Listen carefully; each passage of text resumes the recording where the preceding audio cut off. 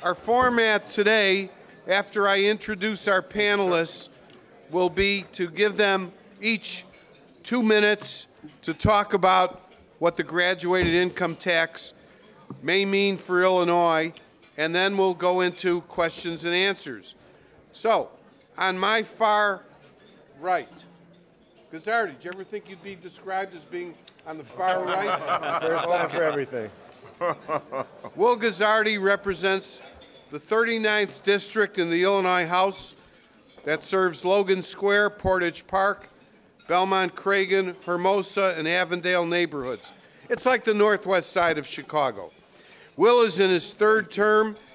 He's chair of the new House Prescription Drug Affordability Committee, and he's founding co-chair of the new Illinois House Progressive Caucus. Will is from North Carolina, graduated from Brown University with a bachelor's degree in comparative literature. He's lived in Logan Square since he came to the city of Chicago. Prior to entering the General Assembly, Mr. Guzzardi was an editor for the Huffington Post and the head writer for admissions at the University of Chicago, my alma mater. Probably if he was there when I applied to grad school, I may not have gotten in. Anyhow, we're delighted to have Will Guzzardi with us. And then sitting next to Will is Representative David McSweeney, who represents the 52nd District in the Illinois House. And David, you may remember, is a frequent panelist on WTTW Tonight Chicago. Very involved in his community. He and his wife are very active members of a Lutheran church.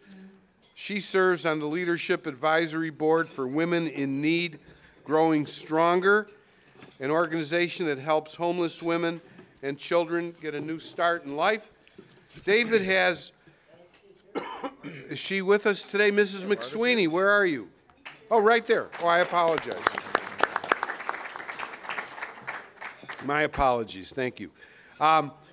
David completed an accelerated BA MBA program, received his Bachelor of Arts degree in economics. He was not one and done. He went to Duke University, graduated in 1987, has a Master of Business Administration degree from the Duke Fuqua School of Business in 1988. David, thank you for being with us.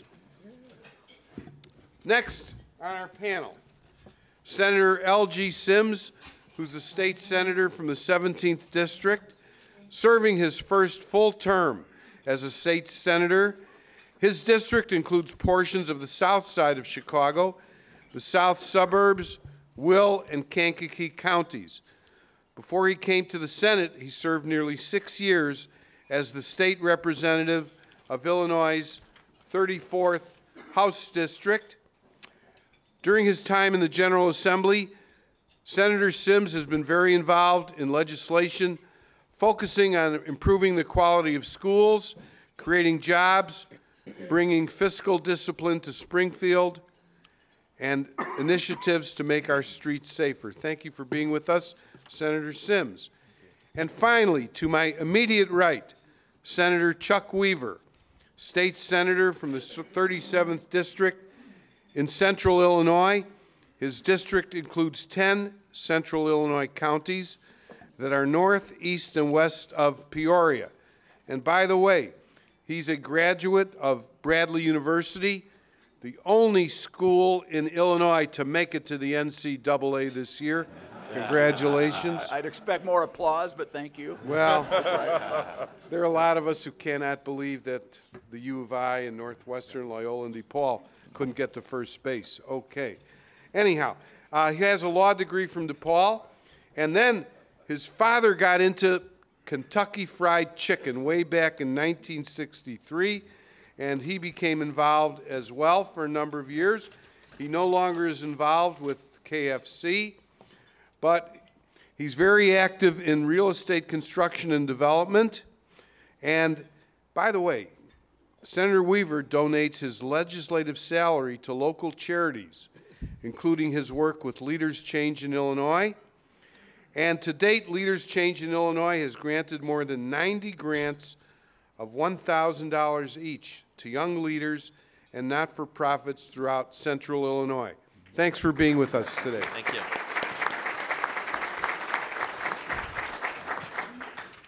So, Representative Guzzardi, do you want to start us off? Sure, it'd be my pleasure.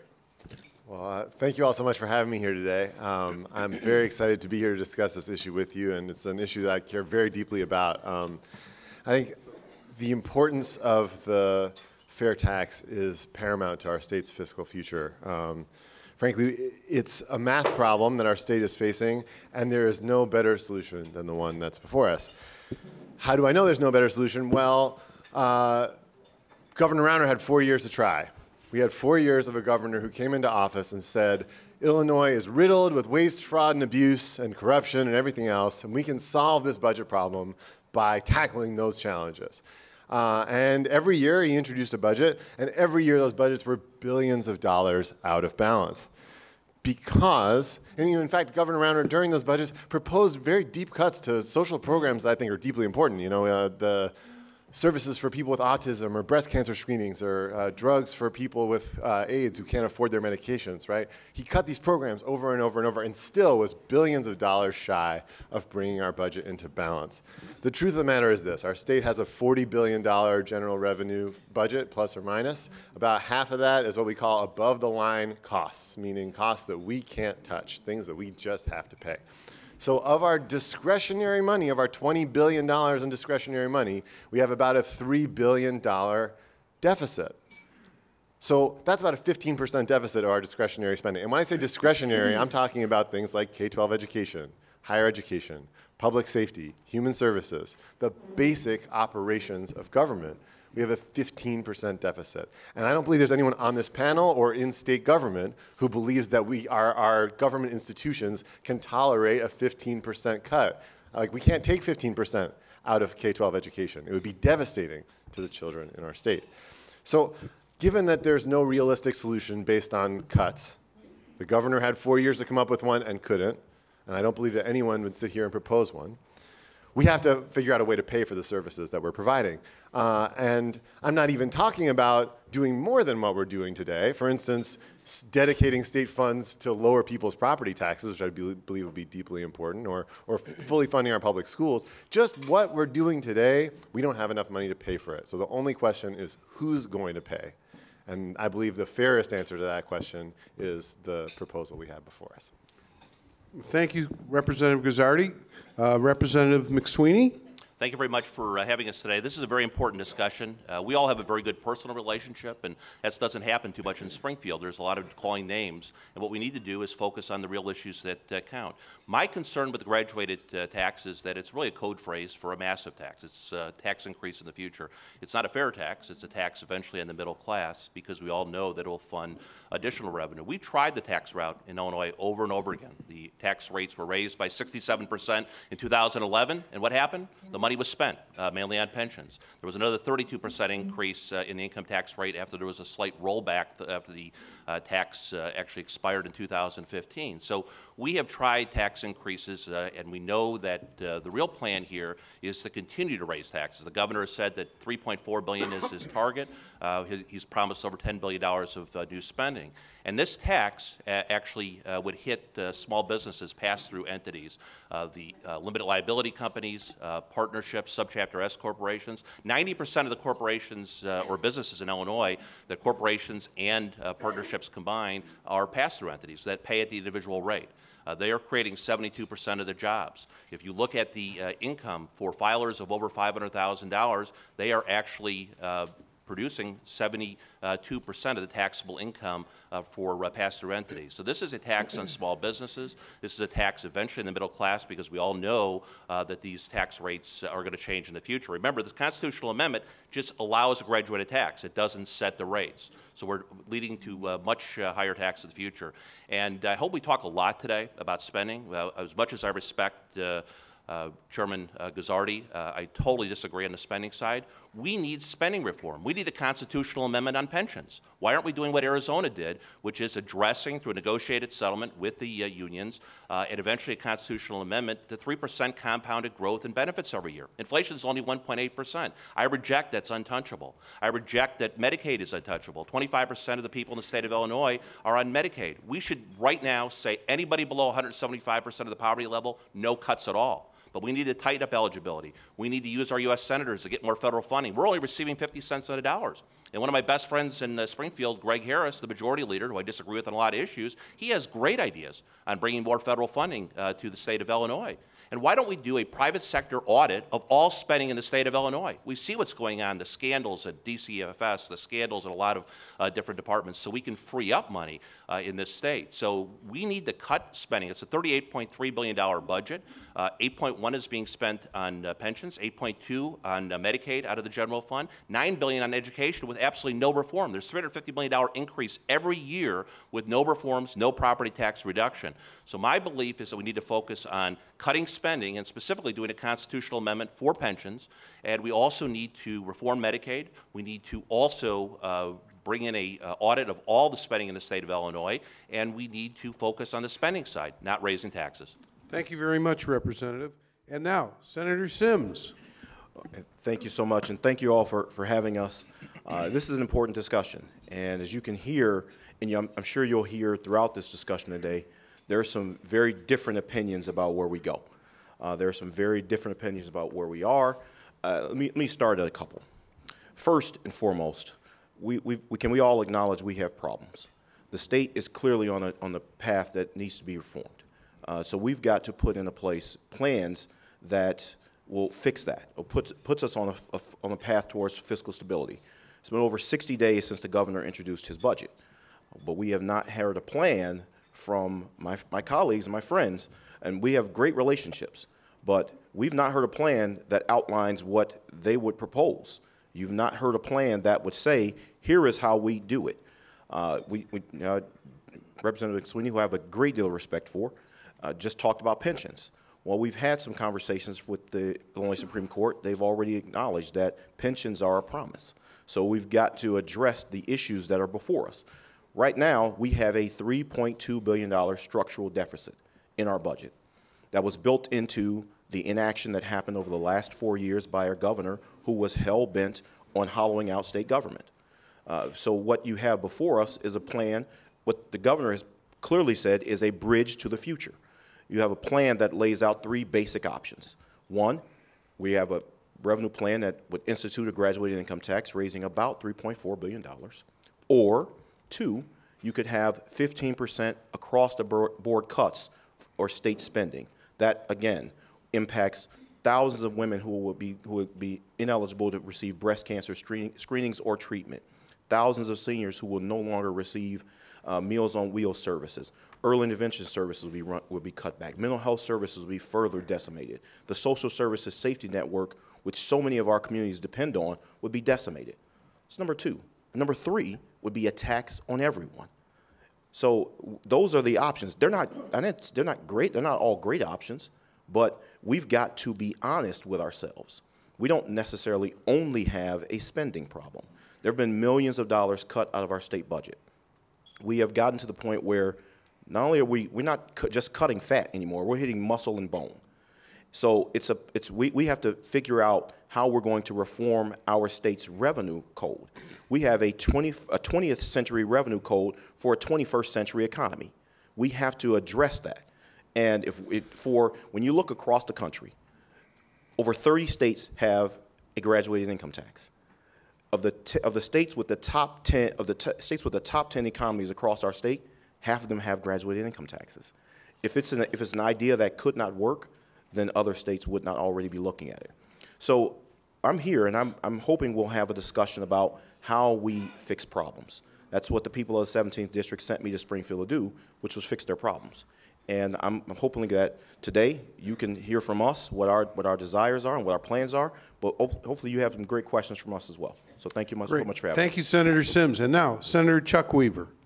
Great, thank you. And Doctor, thank you for being our moderator today. But I want to thank just what you do as the Board of Governors and the members to get people in a room like this.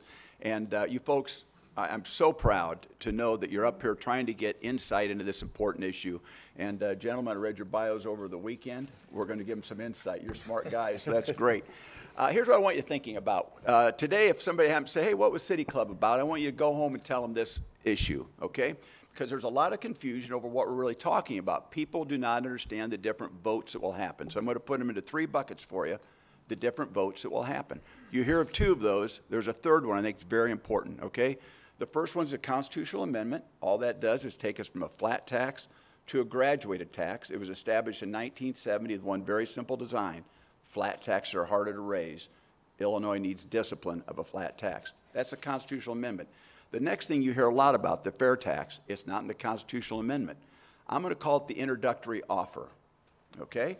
It's to tie us to that amendment so people are willing to take a bite on it, okay? Let's kind of think about like a cable introductory offer. I don't think it can stick. There is no way that we can keep with this tax that 97% of the people are going to tax 3% of the people. It will not happen.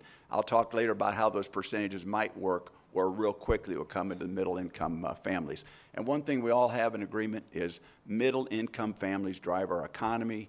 They're so important with regard to where our job creators have to be here to give them jobs and to drive it, and I'm very concerned about where this fair tax goes. The final bucket is what I'm going to call the middle income tax. Every time you hear the word fair tax, graduated tax, think about the middle income tax, because very quickly you will see this drop down to a number I believe is probably going to be close to $75,000 where that tax rate starts, not millionaires. I hope we get a chance to talk about that some today. Thanks again for having me. Okay, thank you, Senator Weaver. Okay, so we're ready to address some of the questions that have been submitted. This is from Peter Scozzi, who's with the BNSF Railway. Peter's right over here on the far right.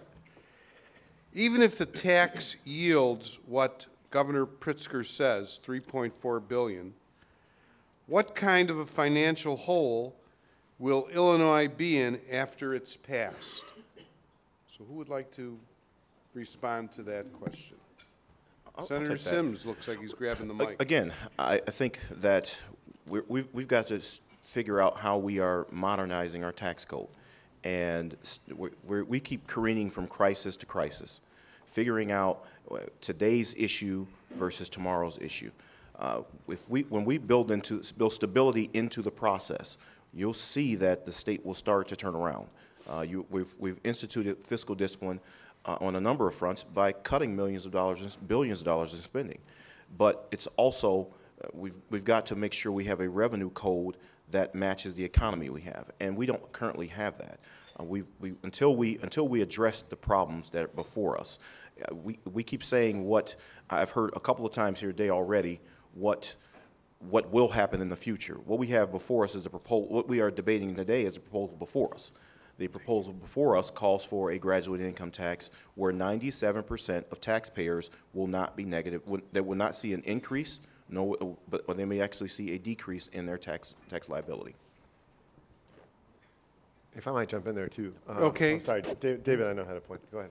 No, go ahead, Will. Yeah, I just want to say to the question of what's going to happen in the future in the out years with the fair tax. I mean, I think one of the important things to remember is that income growth in this state and around the country has gone disproportionately to the very highest income brackets, right? In the past decades, we've seen that basically for middle income folks, wages have stayed stagnant, and for the folks at the very high end of the wage spectrum, wages have increased. So one of the real benefits of the fair tax system is that it will capture growth sustainably in the long term. Because we're capturing a higher percentage of the income that's at the very top tiers, it's going to help us actually build a more stable long-term tax structure, because we're finally focusing our taxes on the places where the wage growth really has occurred. So I think the structural deficit will be wiped out by implementing this fair tax, and our longer-term challenges will be mitigated by the fact that we're finally focusing our tax structure on those brackets where the income growth has really been higher than elsewhere. Thank you. Well, David, I know you want to respond to that. So we still have $8.6 billion of unpaid bills, and we have major problems because we have autopilot spending in the state, especially on Medicaid and pensions. And as much as I respect this gentleman, it's a false choice. There's not a 15% cut because you have to address the issue of pensions. Why are we not addressing the issue that is facing the state of Illinois in the biggest way? We have a $130 billion liability according to the state accounting. That assumes a 7% rate of return. If you use what Moody's, the rating agency, uses, it's a $250 billion problem. And we can. Arizona has the same constitution. We have to have a negotiated settlement, and that only will happen, and that's why I thought this governor had a chance, just like Nixon going to China, to deal with the unions, to actually negotiate work rules and changes with the group health insurance and pensions in a positive way. That's where the money is, and also in Medicaid, getting more federal dollars and completing a private sector audit. So I don't believe this does anything. Connecticut adopted a graduated tax system, and they keep raising taxes over and over again. This is all about a tax increase. Okay, Senator Sims or Senator Weaver, do you want to chime in Yeah, on this? I'd like to just say, I've heard twice today we don't think about what's going to happen in the future. We're leaders. Leaders are supposed to be thinking entirely about what's going to happen in the future.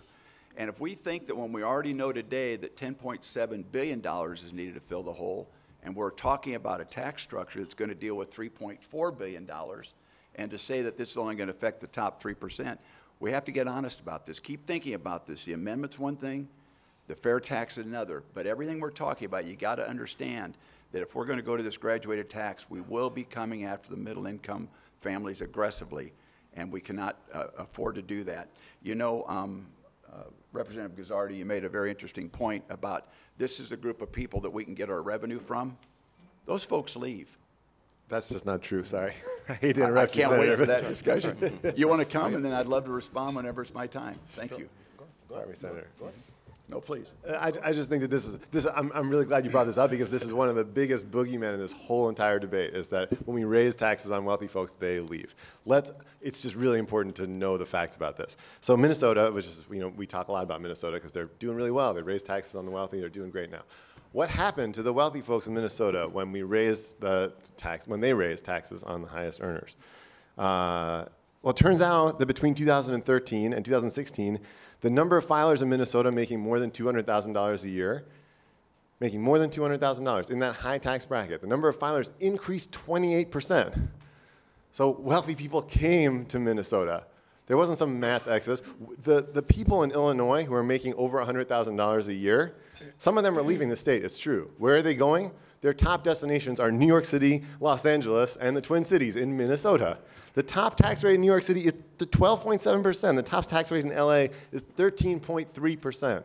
People don't make decisions about where they're going to live based on the top marginal tax rate. If so, we would see every retired person in America moving to Illinois because our retirement tax rate is 0. But we somehow don't see this massive influx of retirees here in Illinois. It's just not a valid argument, and the facts of the case don't bear it out. Oh, you certainly have some supporters out there on that. Can I 3 people thought that was a really good point. A response from Senator Weaver, and then we'll move along. You know, I saw an article this week that said that during 2011 to 2016, the filers in Illinois went up that were above 200,000. Do you realize what happened from 2011 to 2016? I mean, we can do anything we want with figures, but the reality is 2011, 2016, we were coming out of the worst recession since 2009. I see people shake. You guys aren't clapping for me, but you are shaking your head. Yes, okay.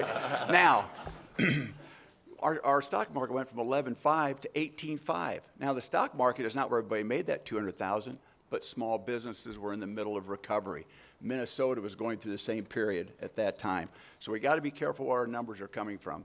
We also have to think about the fact that, and I'm going to take another minute. Do you mind on this? Because I think it's very important for people to understand. I've heard this argument, people will not leave over income tax. And maybe job creators won't leave over income tax. And maybe they won't leave because our workers' comp is one of the worst in the country, okay? And maybe they won't leave because of other dilemmas we have, and I'm sorry, I need to look at my note on this one real quickly. $15 minimum wage downstate. That will chase people out of this state. You add to that other things like the out-migration we already have, where in our community, there's out-migration, so home values drop. No new homes are built. More jobs are lost. Any one of those may not push people out of the state, but I sincerely believe right now, Illinois, especially downstate Illinois, if you're not feeling that pain up here, Representative Guzzardi, we are at a tipping point where people with wealth are prepared to leave our state, and they've been doing it. In fact, of the leavers versus the comers, folks leaving the state have a 35% higher income than the folks coming to our state. To make that variation happen, there's a lot of wealthy people driving that number up. So we're going to have to disagree. Thank you. Let me chime in on this point, because what we are seeing is you're not seeing the wealthy taxpayers leave. What you have seen is when the last time we raised income taxes, you saw low-income taxpayers leave the state. So those are the exact same people that my colleagues are saying that they're trying to protect, those middle-income people. And what's ironic for me is the entire debate about the job creators. When we had this same debate when we were fighting to raise the minimum wage, these same folks were saying that we wouldn't, that they're going to lose, they're going to be leaving. Well, under the fair tax plan, these same job creators wouldn't even be paying higher taxes if their income is less than $250,000. So we've got to pick the arguments that makes you can't pick and choose arguments. Pick and choose the arguments that are based in fact, that are based on, and that the numbers bear out. The numbers bear out that we have under this plan less than 3% of taxpayers will be affected. Period.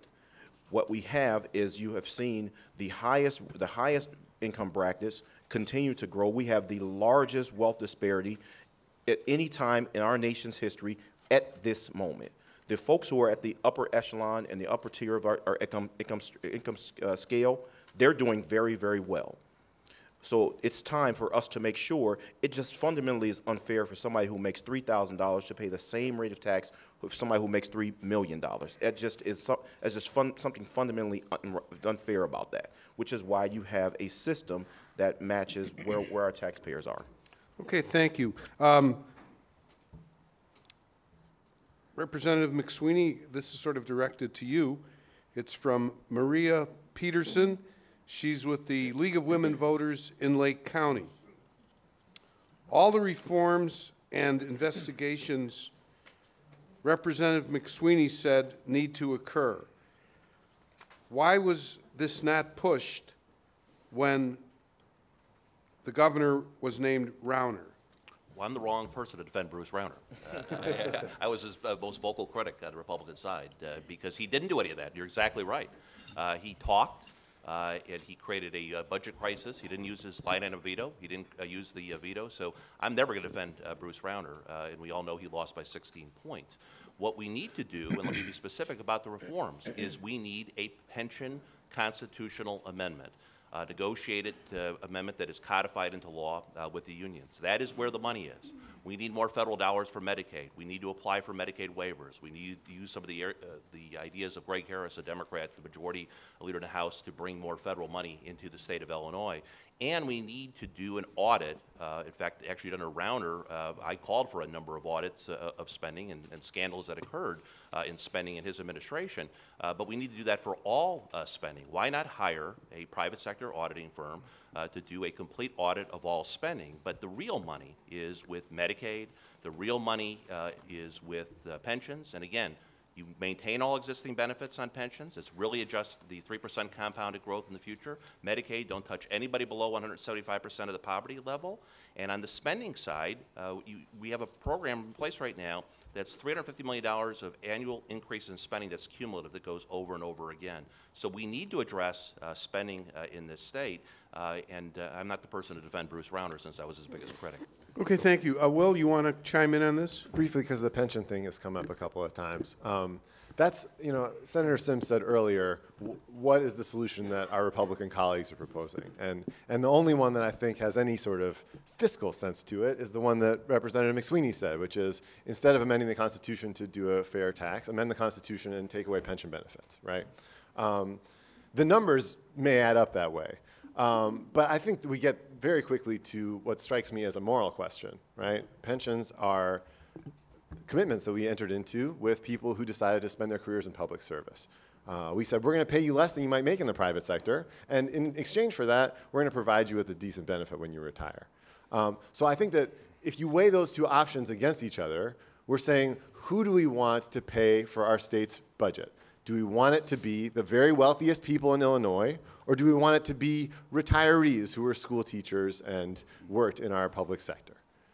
That, to me, seems like there's a very obvious question, just from a sense of fairness, right? Do we want to put our state's budget woes on the backs of public sector retirees or on the very, very wealthiest people in our state? It seems to me like there's a very plain answer to that question. Okay, we have a couple of questions that refer to pensions, and I guess Jim Turman.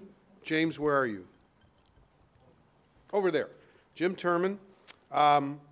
His question is, how does Governor Pritzker intend to fix the pension crisis, if not by constitutional amendment? You've talked about a number of constitutional, or the amendment to change the flat tax to progressive tax, but we haven't heard much coming out of the executive office in Springfield about the pension crisis and a constitutional amendment in that area. Is there anything that you can? I'll address it quickly. You heard the budget presentation a month or so ago. There were 5 pension solutions in that budget, by the way, none of which dealt with what happens inside the system, none of which dealt with what we do with pensions long term. And it's this problem we have of continuing to think we can just go back to the well to solve the problems or readjust how our payment structures work. You know, this reform issue was brought up a little bit ago. It has not been addressed. Governor Rauner basically put his political career on it, failed because Springfield refuses to deal with reform. This guy did everything he could to cause reform. I get it, but there is no discipline, self-discipline in Springfield to make the tough decisions. And here's what happens when you don't have self-discipline. If you're not disciplining yourself, the outside's going to discipline you. And now we're at that point where the rest of the country is looking at us. In fact, I hope I get to talk about Warren Buffett's comment about states like Illinois in a minute. But they are going to discipline us if we don't do it ourselves. We must have reform. With regard to pension, there's a number of ideas that are out there, but until we start understanding that we have to deal with the fact that you mentioned private sector pays more than public sector, our public sector employees in the state, wages have gone up 43% in 10 years, while private sector wages have gone up 11%.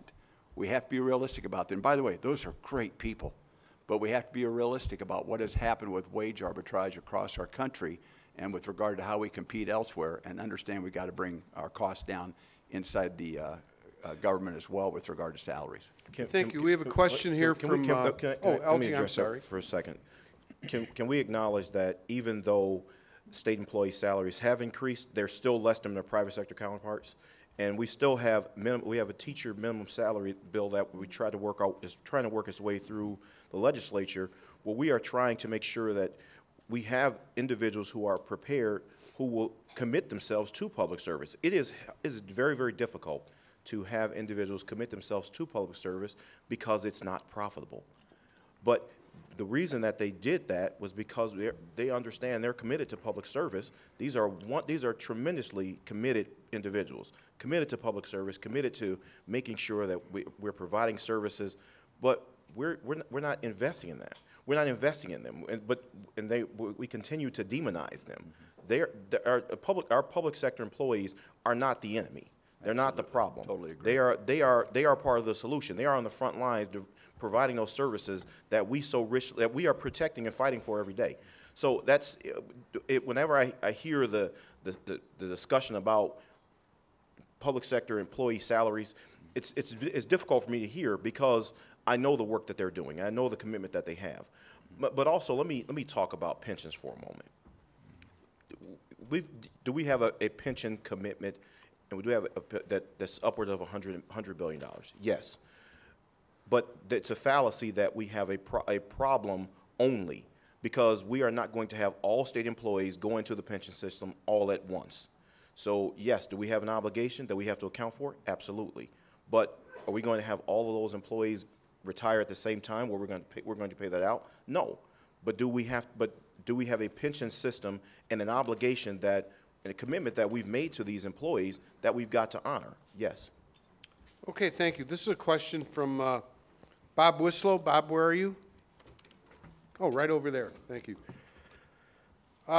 He wants to know if people are in Springfield, you legislators, the leaders, and so on, are talking about a compromise position of $1.1 billion each from the flat tax, a graduated tax, and spending cuts.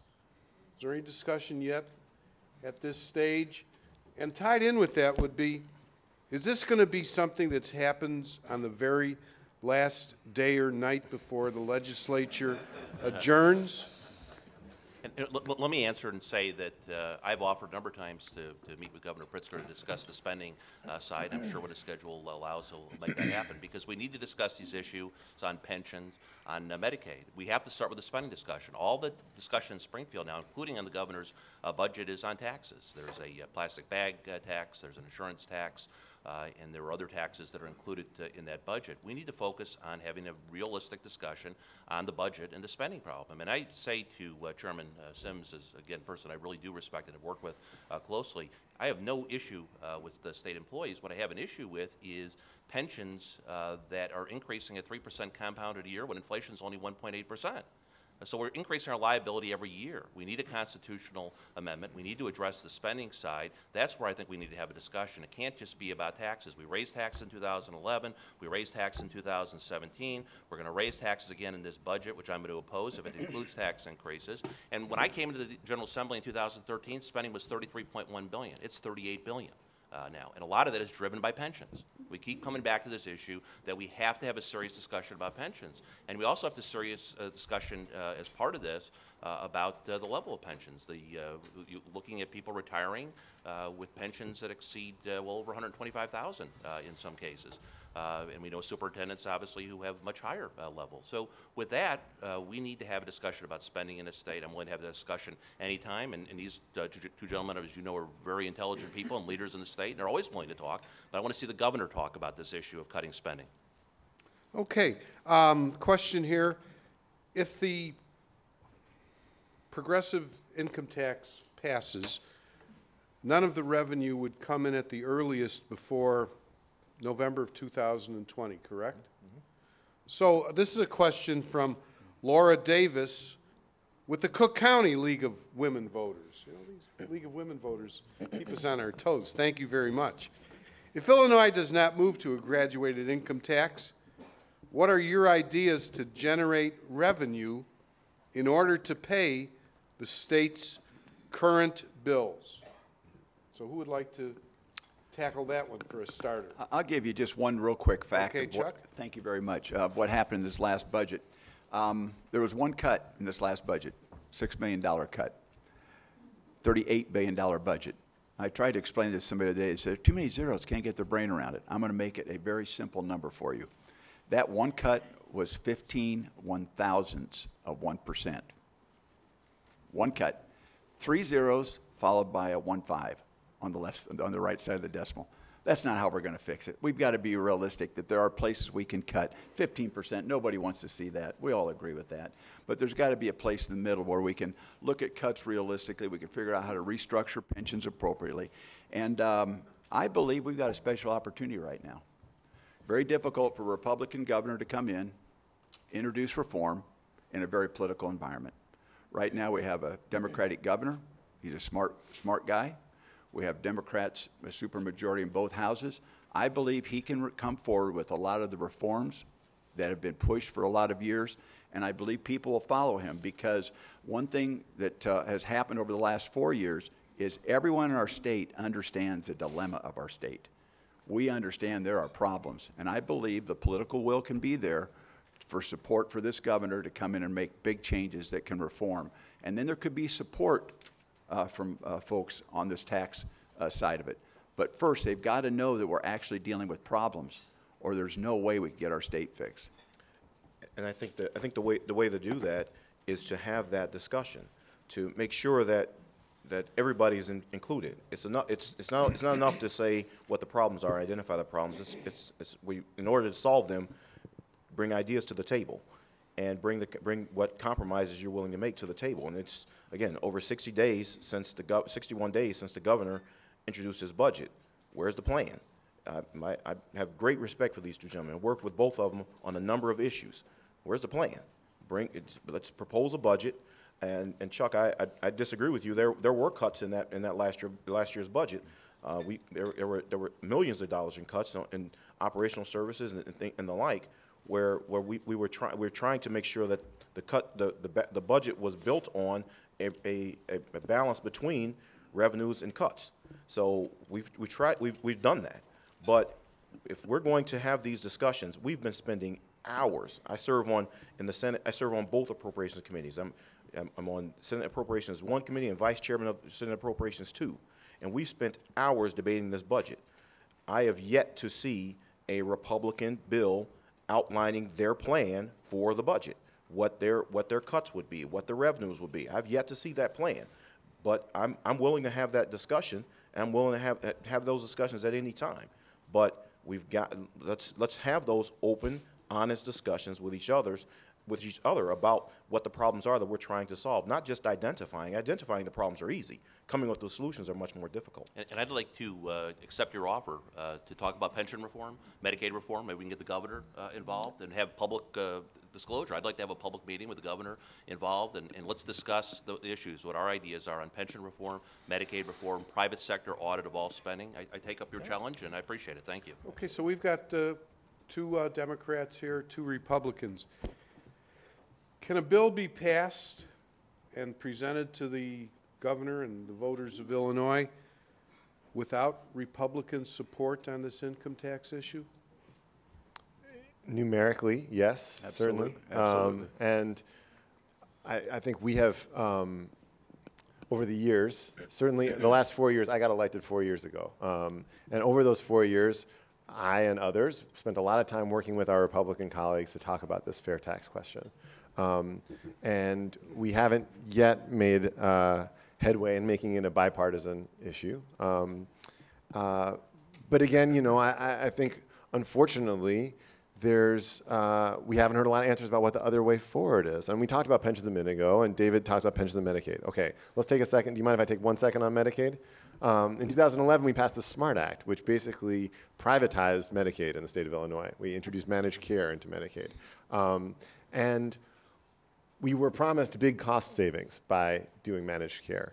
And what we found over the years that this has happened is that the costs are basically the same, services to patients are worse, and the private middlemen who we introduced into the system are just taking profits.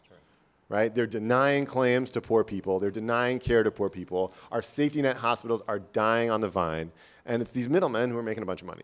So as far as Medicaid reform, I mean, I'm open, but boy, we tried frankly, the conservative approach on Medicaid, the privatization approach, right?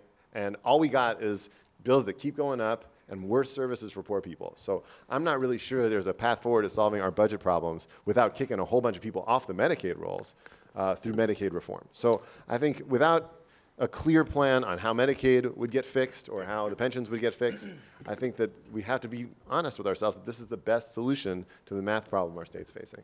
Okay, a quick response to Representative Guzzardi. If not, we're going to move along. We have limited time. Medicaid reform. We need more federal dollars. We need to tighten up eligibility for anybody above 175% of the poverty level. We need to actually complete, it was stopped under Pat Quinn, a private sector audit of the Medicaid system, and I agree with you 100%. I've been one of the biggest opponents of the managed care effort. What we need to do instead of that effort, which actually has created a monopoly in some cases because we've lost suppliers, is we need to also pursue some innovative waivers. That's where it goes back to these bipartisan discussions. Is the best ideas in Springfield these days on Medicaid are from Greg Harris, who's the majority leader as a Democrat, on ways to bring federal money, use programs like they do in Utah, use programs like they do in other states that are innovative, and the administration, whatever you think about this administration, is willing to approve waivers. That's what we need to do on Medicaid.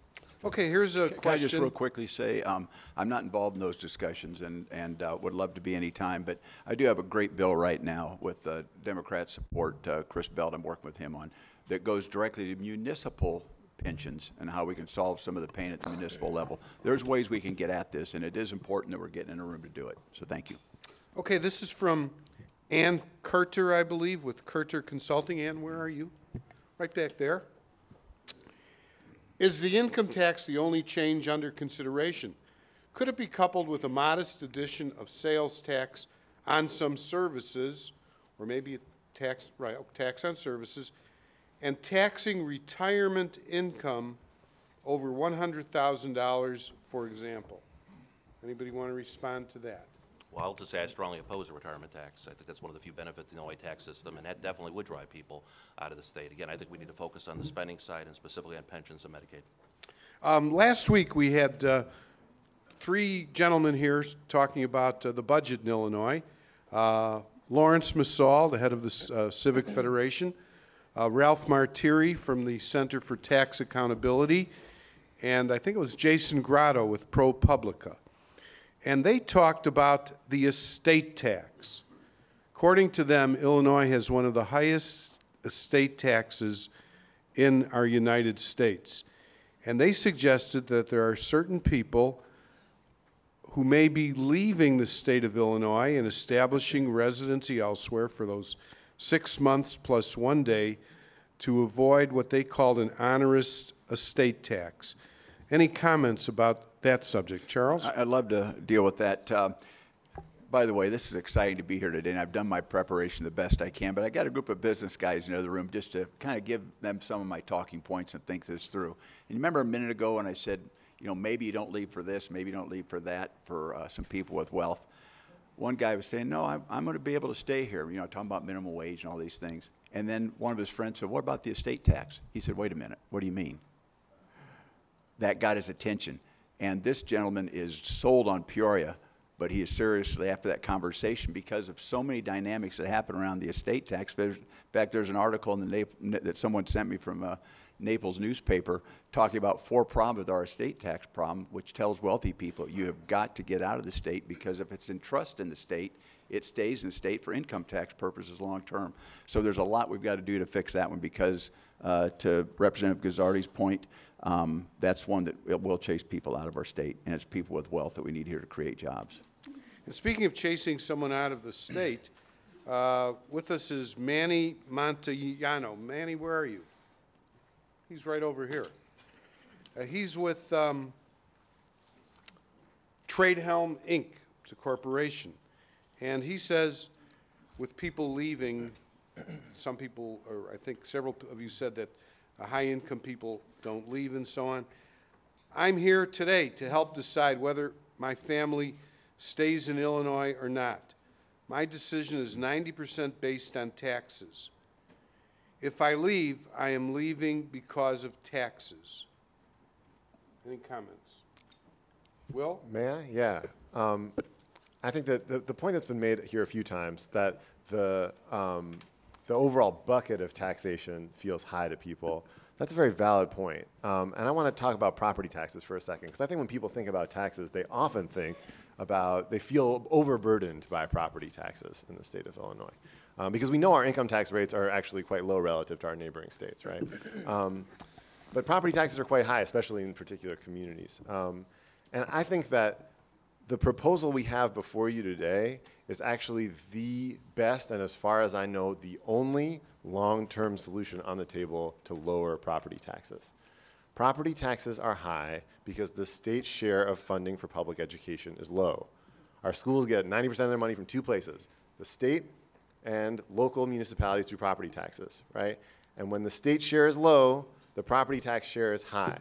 And that creates problems for a lot of communities, for communities that want well-funded public schools that raise their property taxes high, and for communities with very low property wealth in the south suburbs, for instance, where they just don't have the resources and their property taxes have to be very high, even though they're not raising very much money because there's very little property wealth in those communities. So it's a deeply broken system. And the only way to realistically lower people's property taxes is to raise the state share of education funding.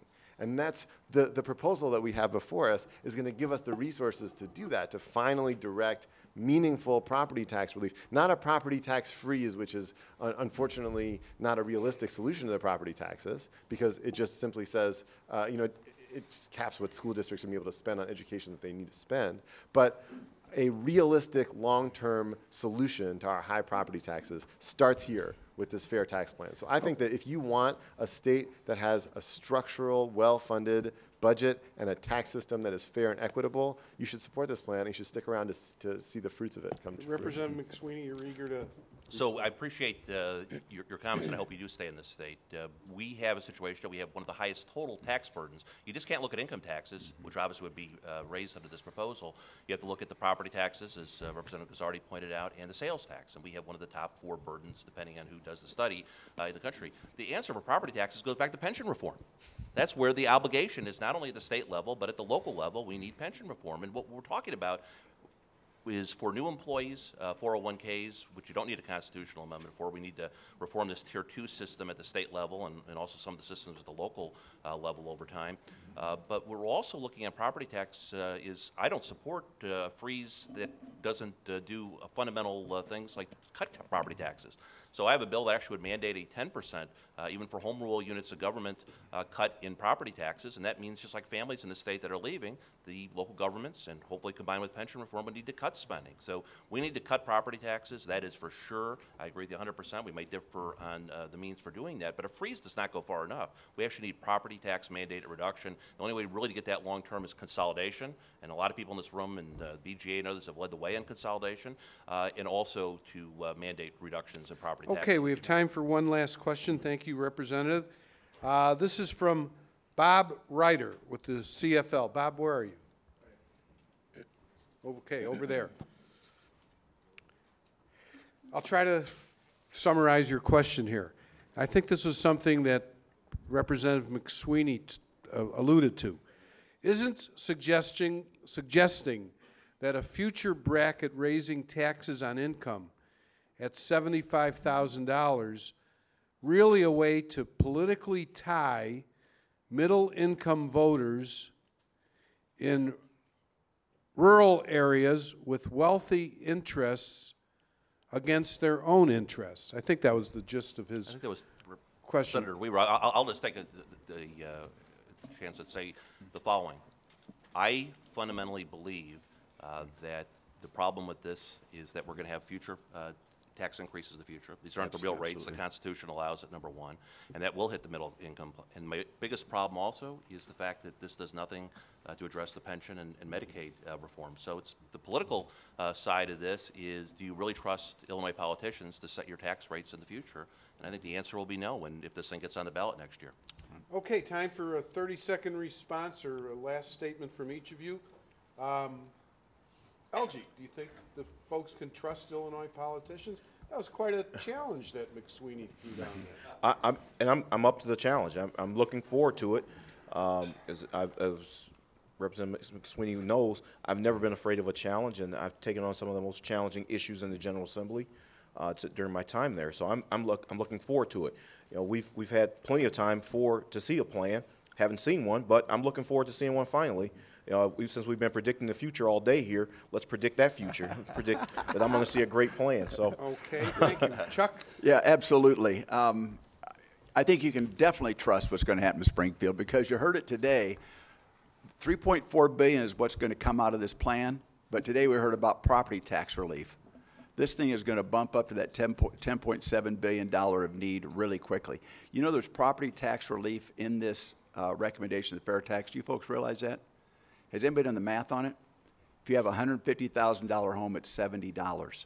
You can multiply that up to $300,000 home, about $140. So that's not real property tax relief. And if we're going to get property tax relief, it's going to take a lot more than $3.4 billion. There is no way. There's one thing you can trust. This will become a middle-income tax as the graduated tax happens. Representative Guzzardi? I'm so thrilled to agree with the senator on that subject, that we need to raise, if we want meaningful property tax relief, we need to raise more revenue at the state. You're absolutely right. I think you've solved the math problem perfectly. I think if there's one thing you all leave this room with, I would encourage it to be the following. Our state has a structural problem, and there is no answer about how to balance that problem without hurting poor people and without hurting seniors and retirees, unless we raise revenue from the folks who can most afford to pay. It is the simple proposal that is before us today, and I think it's the best solution to our state's structural fiscal problem. Well, let's thank our panelists, Senators Chuck Weaver, Elgie Sims, Representatives David McSweeney and Will Guzzardi.